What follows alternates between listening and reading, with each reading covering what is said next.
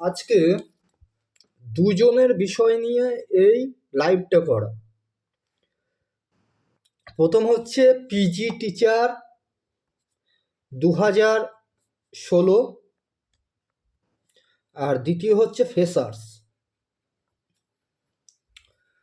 2025। প্রথমে আসবো যে পিজি টিচারদের কথায়। আমি দুর্গাপুজোর আগে থেকেই আপনাদের ভালোর জন্যই আপনাদের প্রথমে চেয়ারম্যানের কাছে চিঠি করতে বলেছিলাম। আপনারা করেছিলেন কতজন হিসাব করে দেখুন। দ্বিতীয় কথা হচ্ছে যে আজকে যে আপনাদের এই দুরবস্থা হলো তার জন্য দায়ী আপনি। আপনাদেরকে প্রথমে আমি ভালোভাবে বলেছিলাম, তারপরে বুঝিয়েছিলাম যে দেখুন আপনারা কিন্তু 40 থেকে 50% কিন্তু ইন্টারভিউতে ডাকই পাবেন না। আজকে মিলছে তো। এর সাথেও বলেছিলাম যাদের জেনারেল সাবজেক্ট বা বাংলা, ইতিহাস, ভূগোল, ইংরেজি, পদার্থবিজ্ঞান, জীবনবিজ্ঞান ইত্যাদি বিষয়গুলো, তারা কিন্তু চূড়ান্তভাবে ক্ষতিগ্রস্ত হবেন, এবং যাদের পিজি সাবজেক্ট তারাও কিন্তু চূড়ান্তভাবে ক্ষতিগ্রস্ত হবেন। কারণ ওই 9-10 টিচাররা কোথা থেকে আপনার এমএ সার্টিফিকেট কিনে এনেছে বা কোথাও থেকে স্টাডি করেছে, তার ভিত্তিতে তারা এক্সপিরিয়েন্স মার্কস কিন্তু পেয়েছে। ওকে, তাহলে আপনারা দীর্ঘদিন ধরে বিভিন্ন সংগঠনের মাধ্যম দিয়ে পরিচালিত হয়েছেন, আজকে আপনারা কোয়ালিফাই করতে পারেননি। প্রথম কথা হচ্ছে নিজের চাকরি বজায় রাখতে পারেননি, প্যানেল ডুবিয়েছে আপনাদেরই সংগঠন। দ্বিতীয় কথা হচ্ছে যে আপনাকে পরীক্ষায় বসিয়েছে আপনাদেরই সংগঠন। তৃতীয় কথা হচ্ছে যে রিভিউ রেজাল্ট বাতিল করেছে আপনাদেরও সংগঠন। আবারও কিউরেটিভের নাম করে টাকা তুলেছে, ওই কিউরেটিভের কোনো ভ্যালু নেই, সেটাও কিন্তু বাতিল করবে সুপ্রিম কোর্ট, কারণ আপনি সুপ্রিম কোর্টের জাজমেন্ট বলেই কিন্তু পরীক্ষা দিয়েছেন। ওকে, সুতরাং ওই কিউরেটিভের কোনো ভ্যালু নেই। আমি আবারও বলছি, আজকে 15/11/2025 তারিখে আমি ইউটিউবে লাইভে এসে এটাও বলছি, ওই কিউরেটিভ যেটা করেছেন কোনো ভ্যালু নেই। যে টাকা খরচ করেছেন বা দিয়েছেন এখন ওগুলো তোলার চেষ্টা করুন। হ্যাঁ, দ্বিতীয়ত যে বিষয়টায় আসবো, আপনারা সকলেই জানেন যে আমার একটা কেস ইতিমধ্যে অমৃতা ম্যাডামের বেঞ্চে হিয়ারিং হয়েছে এবং তার বেস পয়েন্ট যথেষ্ট ভালো। সেখানে আমার প্রথম যে দাবি ছিল যে 9-10-এর টিচাররা কোন সোর্সে 11-12-এর মার্কস পায়, তা আদালত ওটাকে একসেপ্ট করেছে এবং কমিশনকে সাবমিশন জমা দিতে বলেছে। তা ওই কেস পরিপূর্ণভাবে কমিশন হারবে, ঠিক আছে। এবং প্যানেলটা, আজকে যে প্যানেলটা বার হয়েছে ইন্টারভিউ প্যানেল, সেটা কিন্তু বাতিল হবে। আপনারা যদি আমার পাশে থাকেন, সহযোগিতা করেন, ফান্ড সাপোর্ট করেন, ডকুমেন্টস পাঠান, তবেই সম্ভব, নচেত সম্ভব নয়। দেখুন, আমি যদি স্বার্থবাজ, টাকা তোলা, ধান্দাবাজ ছেলে হতাম, আজকে আমি এবং আমার স্ত্রী উভয়ই কিন্তু পেয়েছি ডাক। আমার কোনো প্রয়োজন ছিল না, ঠিক আছে। কিন্তু ডাক পেলেই তো হবে না, ওটা আমি 1.1:6 রেশিওতে পেয়েছি। আমার তো চাকরি পাইনি, জাস্ট আমার ডকুমেন্টস ভেরিফিকেশান ইন্টারভিউর জন্য আমি ডাক পেয়েছি, চাকরি তো আমি পেয়ে যাইনি। হ্যাঁ, তা হাতে আছে ইন্টারভিউতে আরও 20 নাম্বার, ডেমোতে 10 নাম্বার আর ওরালে 10 নাম্বার, ঠিক আছে। তাহলে সে জায়গাটা যারা ডাক পেয়েছেন তারা কতটা শিওর হতে পারছেন যে ওই জায়গায় আমরা পাবো? হ্যাঁ, সুতরাং আপনার সংগঠন, যে সংগঠন সদস্য আপনারা অ্যাক্টিভ মেম্বার, হ্যাঁ, যে সমস্ত পিজির টিচাররা আছেন, তারাই কিন্তু আজকে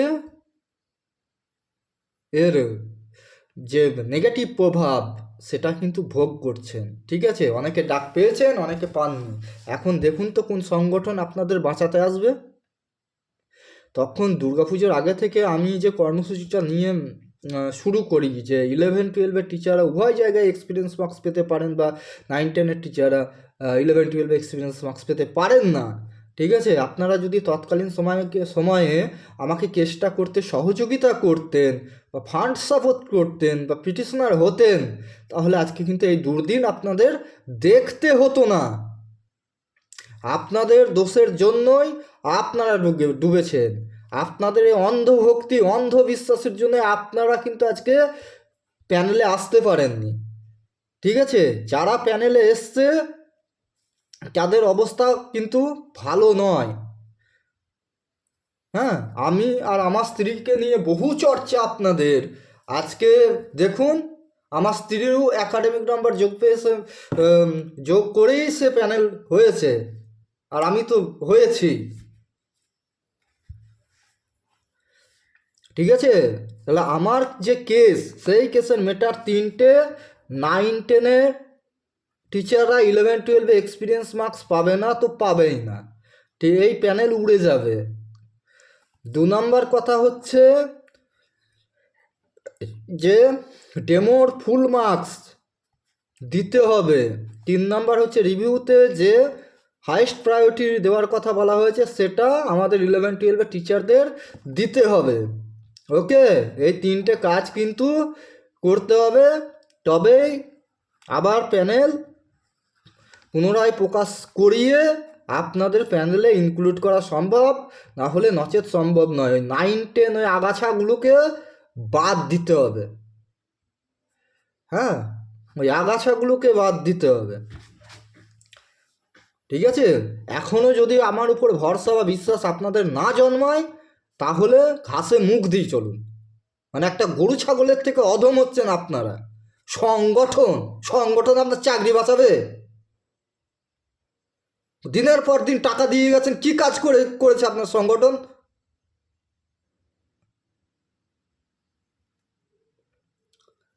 দিনের পর দিন টাকা দিয়ে গেছেন তাদেরকে, আর নিজের অধিকারের জন্য লড়াই করতে বলছে এখন। মানে আপনাদের ওই 5 অনের বাড়ি দেওয়া দরকার। আপনারা শিক্ষক নন, শিক্ষিকাও নন, আপনারা এইগুলো না হচ্ছে কলঙ্ক।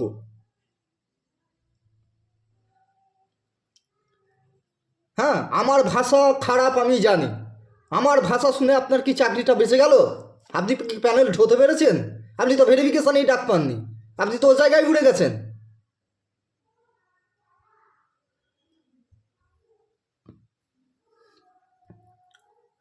ঠিক আছে, আপনাদের বোদ্ধা বুদ্ধির জন্য আপনারাই দায়ী, আর কেউ দায়ী নয়। 9-10 টিচারদের দ্বারা দীর্ঘদিন ধরে ম্যানুপুলেট হয়ে চলেছেন। ওরা আমার ঘরের লোক, এখন ঘরের লোক পাছা দিয়ে বার করছে আপনাদের।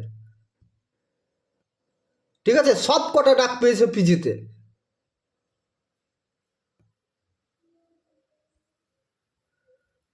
ঘরের লোক ওরা।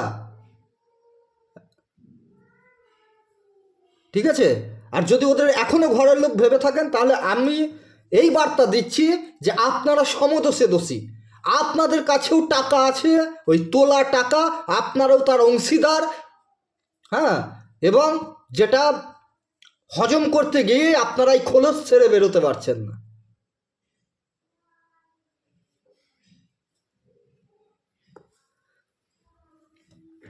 এইবার আসি ফেসারদের কথায়। তোমরা যদি আমার কেসটাকে সমর্থন করো, বা আমার পাশে থাকো, মানসিকভাবে পাশে থাকো, ফেসবুকে আমার সম্পর্কে যেগুলো রটছে সেগুলোকে তোমরা যদি প্রোটেস্ট করো, আমি শিক্ষক হয়ে একজন ফেসবুকে ওপেন গালাগালি করতে পারি, তোমরা বেকার হয়ে করতে পারো না? দোষ তোমাদেরও আছে।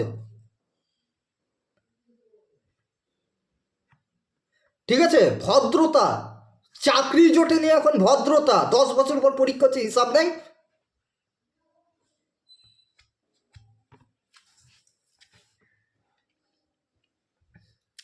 ঠিক আছে, ওই স্যার ম্যাডাম যাদের কাছে পড়েছেন তারাই আপনার শত্রু। ওই 9-10 মাত্রই হচ্ছে ফ্রেশারদের শত্রু, আর পিজিদের শত্রু। আমি বারবার ওই জন্য বলতাম, যে পিজিদেরও বলতাম, ফ্রেশারদেরও বলতাম। ঠিক আছে? ভদ্রতা দিয়ে তোদের অধিকার ফিরবে? কোনো বাবা বাঁচাতে পারবে? আর 10 বছর পর যদি পরীক্ষা হয় তোদের বয়সটা কোথায় যাবে হিসাব করে দেখিস।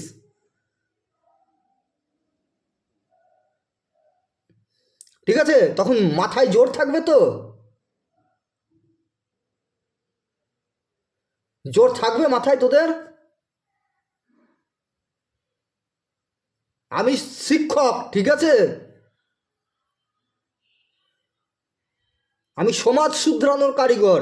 শুধু ছাত্রদের পড়ালেই শিক্ষক হওয়া যায় না, মাথায় জ্ঞান থাকলেই শিক্ষক হওয়া যায় না, বাস্তবতা বোধ বুঝতে হয়। ঠিক আছে? কখনো ভদ্র হতে হয়, কখনো অভদ্র হতে হয় নিজের অধিকার আদায় করার জন্য।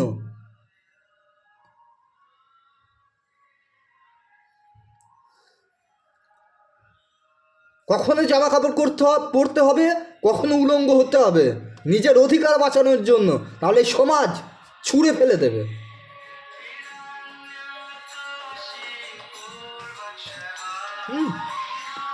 তোদের কিচ্ছু করতে হবে না, চুপচাপ আমাকে সমর্থন কর। আমার লড়াইও যা, তোদের লড়াইও তা, মেনে নিতে শেখ। ঠিক আছে? ফেসবুকে 9-10 এসে আমার পোস্টে উল্টোপাল্টা কমেন্ট করছে। আরে তা তোরা ওইখানে কিছু বল, বা যে জায়গাগুলোতে আমার বিষয় নিয়ে কমেন্ট করছে তোরা ওই জায়গায় কিছু বল। ঠিক আছে? এটা পিজিদেরও বলছি, 9-10দেরও বলছি। আজকে সকলের দোষে, তোরা নিজেদের দোষে নিজেরাই ডুবেছিস, আর কাউরির দোষ না। 9-10 তোর ঘরের লোক, আজকে 9-10 ঘরের লোক বার করছে তো। চাকরি থাকলে সামাজিক সম্মান থাকবে, নচেত থাকবে না। তুই যত বড় শিক্ষিত হয়ে যাস না কেন, একটা জঞ্জালতা তুইও তাই। ঠিক আছে? আর পিজি টিচারদের উদ্দেশ্যে বলছি, আপনারা তো যারা ইন্টারভিউতে ডাকই পেলেন না, ঠিক আছে, তাহলে এখন যদি সুপ্রিম কোর্টে একটা টেন্টেড আনটেন্টেড মামলা চলছে, সুপ্রিম কোর্ট যদি বলে যে এরাই প্রকৃত টেন্টেড, তখন তোরা কি করবি? তোদের সংগঠন তোদের বাবাগুলো বাঁচাতে আসবে রে?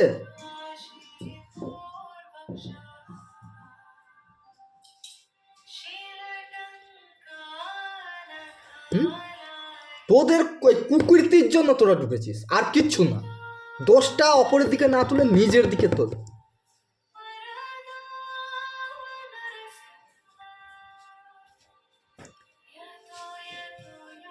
ঠিক আছে? আর 28 তারিখে আমার কেসের হেয়ারিং আছে। ক্যান ফাইল অবশ্যই করে পিটিশনার সকল পিজি টিচারদের হতে হবে, তবেই কিন্তু আমার কেস দাঁড়াবে, নচেত কিন্তু দাঁড়াবে না। যত পিটিশনার হবেন তত আপনাদেরই মঙ্গল। ওই কোনো সংগঠন, কোনো বাবা আপনাদের বাঁচাতে আসবে না। বাঁচালেই বিশ্বজিৎ বিশ্বাসই বাঁচাবে। ঠিক আছে? 2018 সালে কেস করে প্যানেল বার করে আপনাদেরকে চাকরি দিতে পেরেছে। এখন এই যে প্যানেল বার হয়েছে ওটাকে ক্যান্সেল করিয়ে ফ্রেশভাবে প্যানেল বার করে উচ্ছিষ্ট অংশগুলোকে বাদ দিয়ে প্যানেলে ঢোকাতেও পারবে। ঠিক আছে? সে বিশ্বাস করুন আর না করুন আপনাদের ব্যক্তিগত ব্যাপার। আপনারা অনেক উচ্চশিক্ষিত, আমার থেকেও হায়ার স্ট্যান্ডার্ডের। ঠিক আছে? আপনাদের বোধ বুদ্ধি অনেক, যার পরিচয় আপনারা দিচ্ছেন। হ্যাঁ,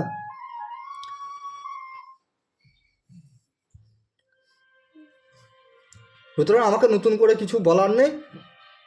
আর মানে আমি যদি ভাবতে পারতাম তাহলে আজকে এই লাইভ এসে আমি এত লেকচারও মারতাম না। হ্যাঁ, কারণ আমার স্ত্রীর তো হয়ে গেছে, মানে ইন্টারভিউতে তো আমরা ডাক পেয়েছি, তাহলে আপনাদের কথা আমার ভাবে কি লাভ? হ্যাঁ, কিন্তু পারবো না, মানুষ আমি, অমানুষ না। ওই তোদের নেতাগুলোর মতো অমানুষ আমি নই। ঠিক আছে? আমার কোনো স্বার্থ নেই।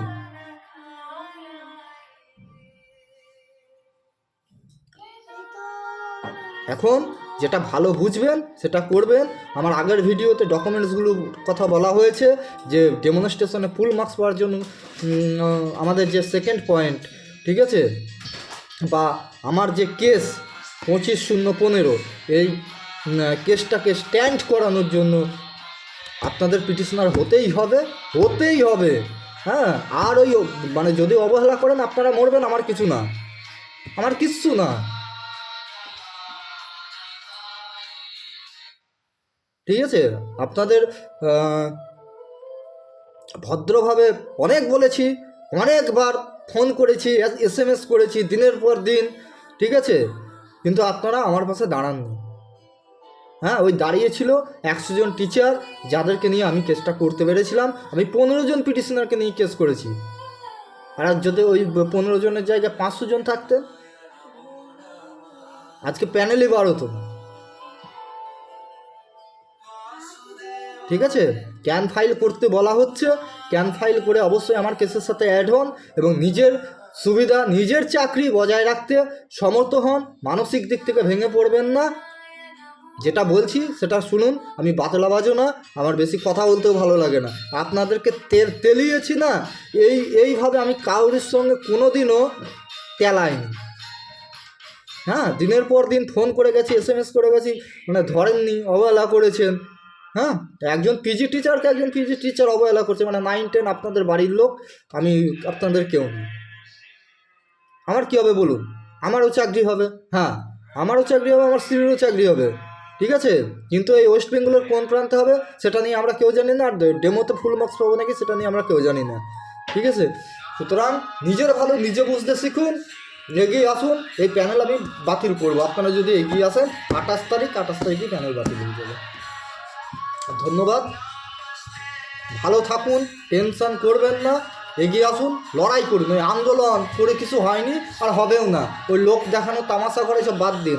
আমাকে দেখতে পান একটা মিডিয়াতে এসে আমি ভাষণ দিই,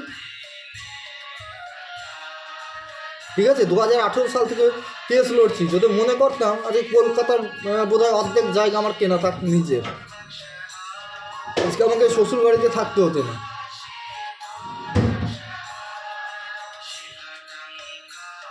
ঠিক আছে, আজ পর্যন্ত আমার নিজের নামে পশ্চিমবঙ্গে 100 জায়গা নেই।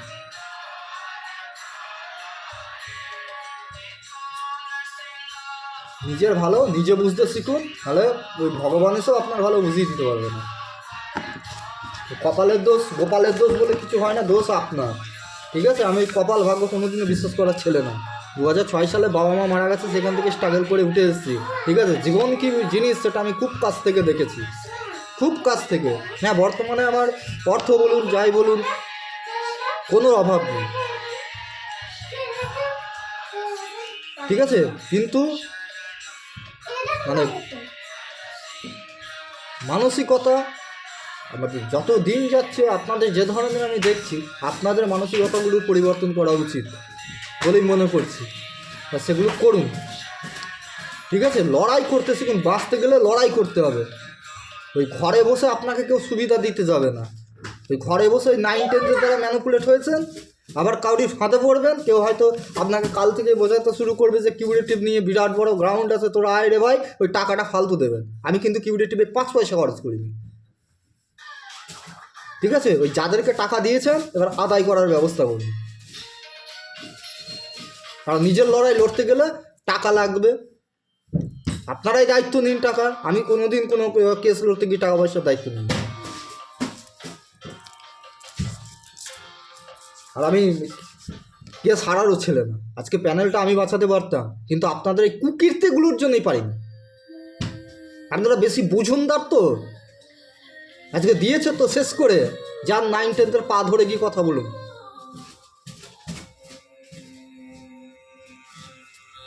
মানে বলবো যে ভালো থাকবেন আপনারা, সেটা বলার কোনো ক্ষমতা আমার নেই। ঠিক আছে, আপনারা যেটা খুশি যেভাবে খুশি থাকুন, হ্যাঁ, কিন্তু নিজের লড়াইটা লড়ুন। আমি যে লড়াই শুরু করেছি, লড়াই সঙ্গ দিন। আমি বুঝি বলেই প্রথম আজ পেয়েছিলাম বলেই কিন্তু পরীক্ষা শেষ হওয়ার পর থেকে লড়াই শুরু করেছি। এটা নিয়ে কারোর ধারণা আছে? আরও তো পিজি টিচার আছে। সংগঠন এখন বার করছে তো। ধন্যবাদ, ভালো থাকার চেষ্টা করুন, টেনশন করবেন না। এই প্যানেল বাতিল হতেই হবে। ঠিক আছে, তার জন্য সকল পিজি টিচারকে এগিয়ে আসতে হবে, নচেত আপনাদের বেঁচে থাকা কিন্তু কষ্টকর হয়ে যাবে। আপনারা কী ভাবছেন যে 9-10-এ গিয়ে চাকরি করবেন? বিকাশবাবু ওদিকে বা শামীমবাবু ওদিকে গিয়ে আপনাদের বলবে এরাই টেন্টেড প্রকৃত, আপনি কি করবেন তখন?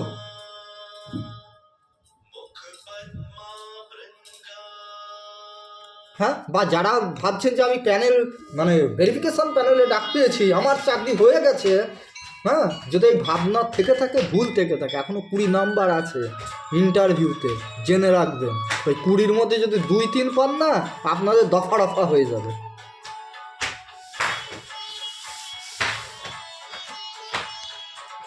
আজকে লাইভটা এখানেই শেষ করছি।